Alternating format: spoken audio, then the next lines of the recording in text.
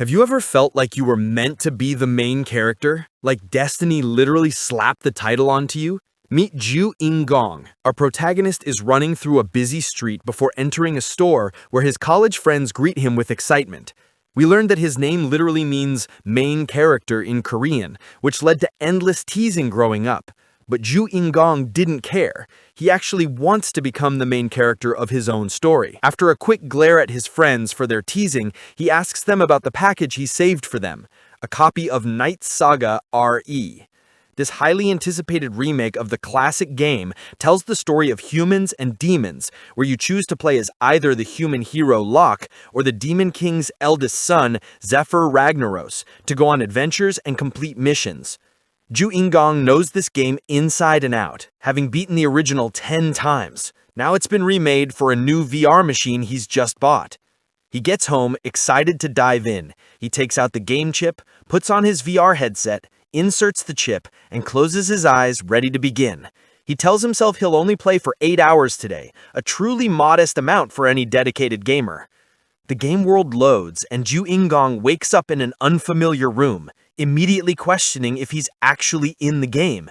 He realizes he hasn't even reached the character selection screen yet, so who is this character he woke up as? A gruff voice from behind a curtain asks if he's still sleeping. Suddenly, a massive orc opens the curtains, asking if he forgot they are busy today.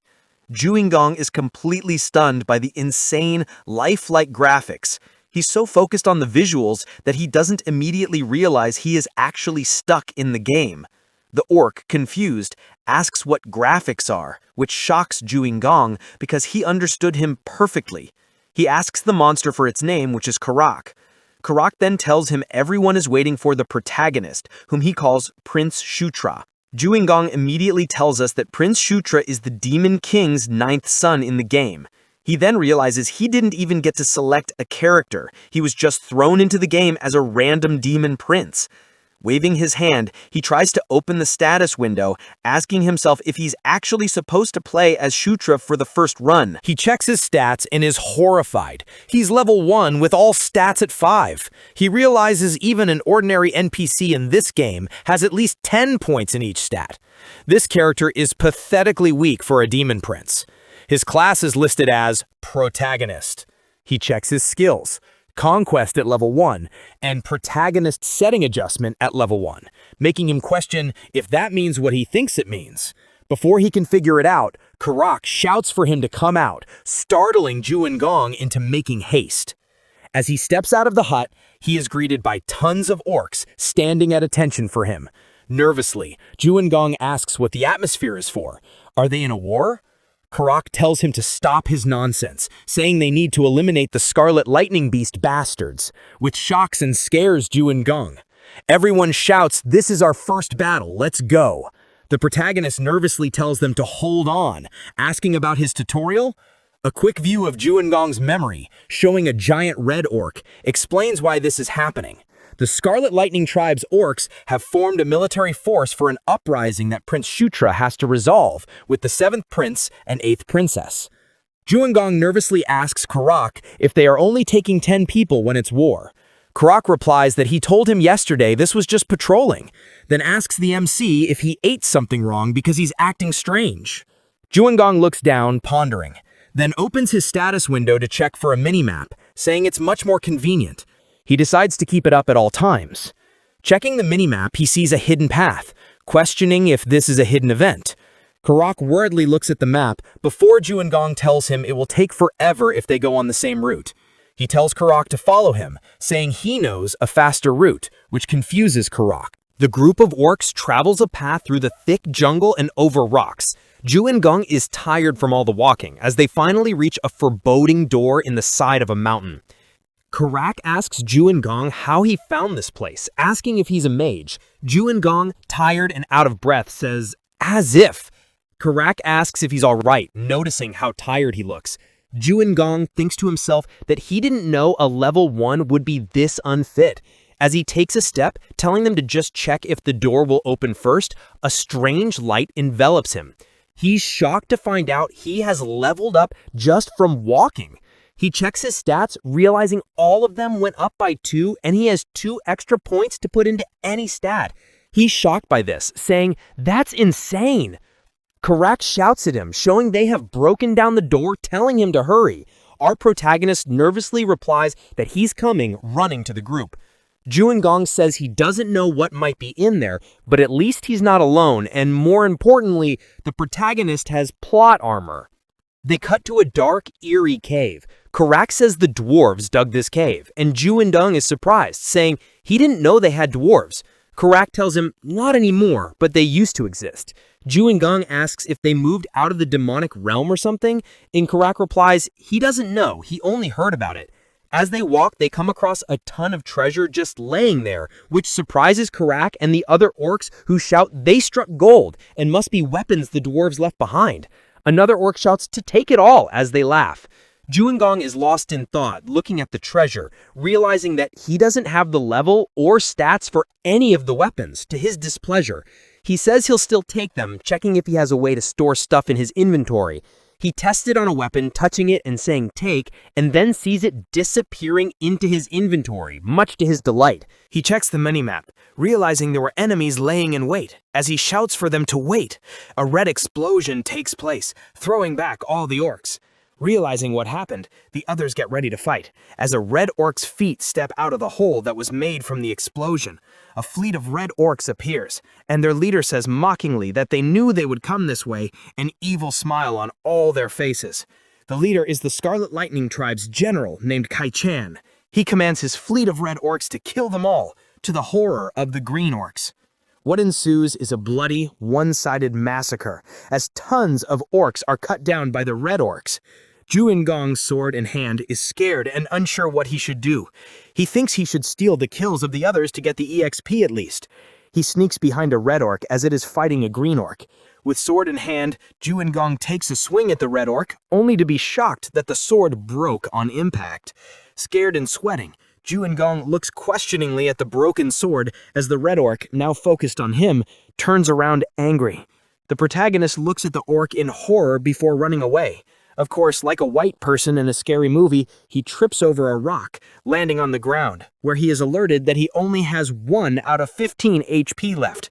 Scared and desperate, Joo In-Gong turns around looking at the giant red orc coming at him, swinging its weapon. Joo In-Gong closes his eyes screaming, preparing to die. Then, Karak intercepts the red orc's weapon, shielding the protagonist, telling him to move. Joo In-Gong, surprised and grateful, calls out Karak's name as we see them fighting.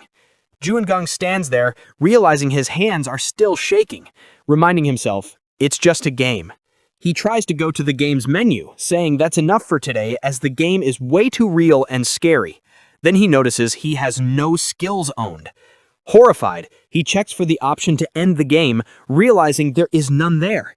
In shock, he drops to the floor, realizing he's trapped there. The orc general, after killing another green orc, takes notice of Joo In-Gong. The general summons magical flying stones straight at the protagonist. Joo In-Gong sits there, shocked and frozen, then horrified, he says, "I can't die here," as he gets hit by the stones. He is sent flying into the wall of the cave with a loud crashing sound.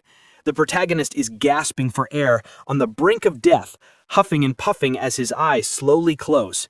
He sees the general running towards him, prepared to finish him off.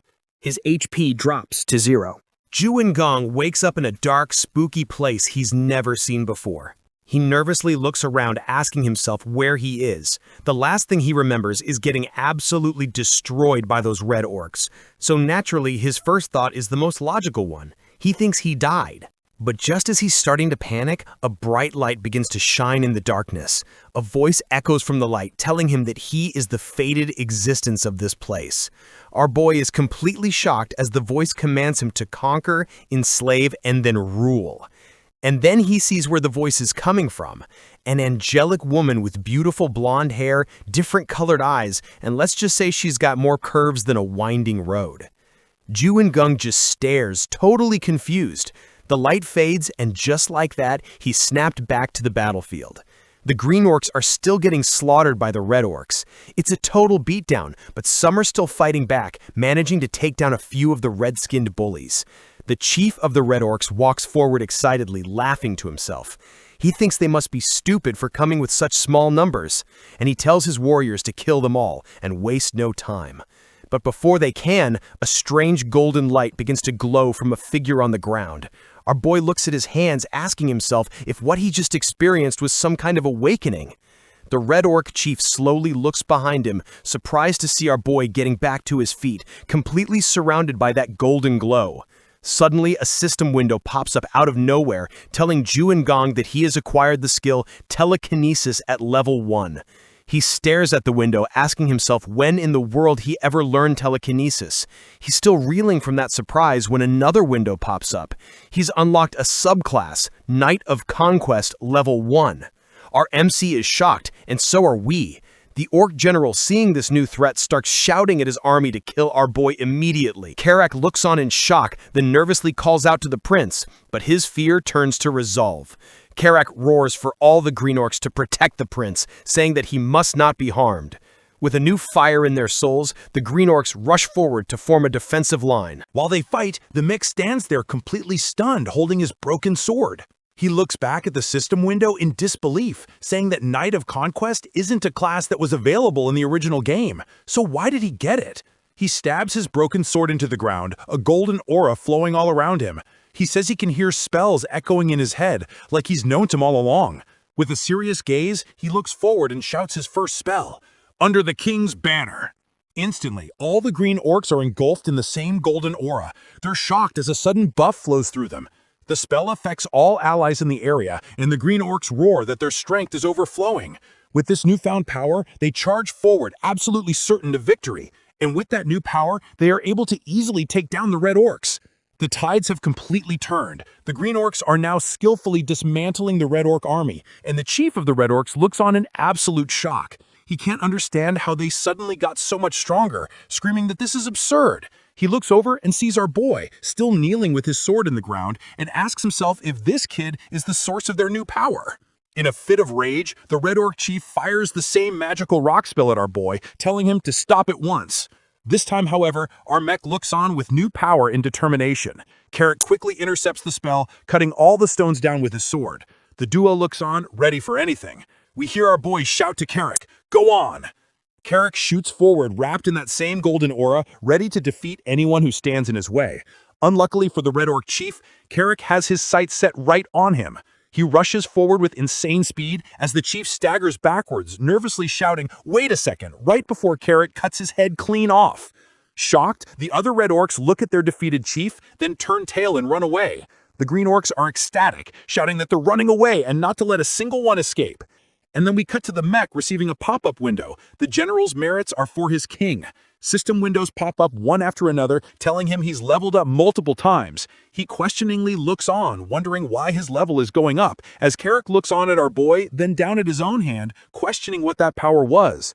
When he looks back up, all he sees is his prince excitedly touching the empty air. Back at their camp, the Green Orcs are happily dancing around the fire, celebrating their victory. But the MC is in his room, filled with frustration. No matter how he searches, he can't seem to find the logout button. He nervously tells himself to calm down and looks at the system window.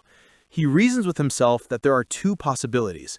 One, he's stuck inside this virtual reality because of a critical bug that could be fixed when the game updates. The second possibility, which he really doesn't like, is that this isn't a game. This is reality. He thinks back on all the comics and games with that same story, and thinks about how everything felt so real, even the NPCs who can talk back and forth. And most of all, there's no mosaic censorship, meaning he can see his little Joo In-Gong. He comes to the horrifying realization, what if this is the real world? Does that mean he has to die here? He says he can't take that kind of risk. He tries to calm himself down, thinking that at least he's not an orc or an ogre. Now he's a prince with a gold spoon in his mouth. As he's thinking, Karak opens the curtains to the room and asks if the prince has some time. We cut to outside the camp, where Karak is asking to spar with our boy. He says that if the MC is going to be his leader, knowing his swordsmanship level will help them prepare for the future. Our MC asks if that's really necessary, but Karak just throws him a wooden sword. To the surprise of our boy, Karak takes his stance and tells the MC that he'll hold back as much as he can. With a mocking tone, the MC asks if that's the type of thing you say to a prince as the two stare each other down. The MC rushes in to attack, shouting, "Take the fight seriously!" much to the surprise of Karak, who already has his guard up. They get serious. And then, out of nowhere, we realize the MC has no skill at all. Karak just stands there, puzzled, as the MC strikes him multiple times, doing absolutely no damage. Karak thinks to himself that this is like an egg being thrown at a rock. In disappointment, Karak makes one sudden strike, throwing our boy back as he falls to the ground holding his head. The protagonist complains he shouldn't hit that hard, as a worried Karak asks if he's okay since he barely attacked. Then the MC sees a system window pop up. Basic swordsmanship has been acquired. To the surprise and delight of our boy, he thinks about how he gained the skill. He suddenly realizes that when he got hit with telekinesis from the Red Chief Orc, he gained that skill as well. He realizes to himself that he acquires skills when he is directly attacked by them. Karak begins to turn around, walking away, saying, "Let's end the sparring match here and go eat." But before Karak can finish his sentence, the MC asks, "Who said it's over?" Karak slowly turns around to see the MC back on his feet, standing with new vigor and determination. The MC then says, "I'm just getting started."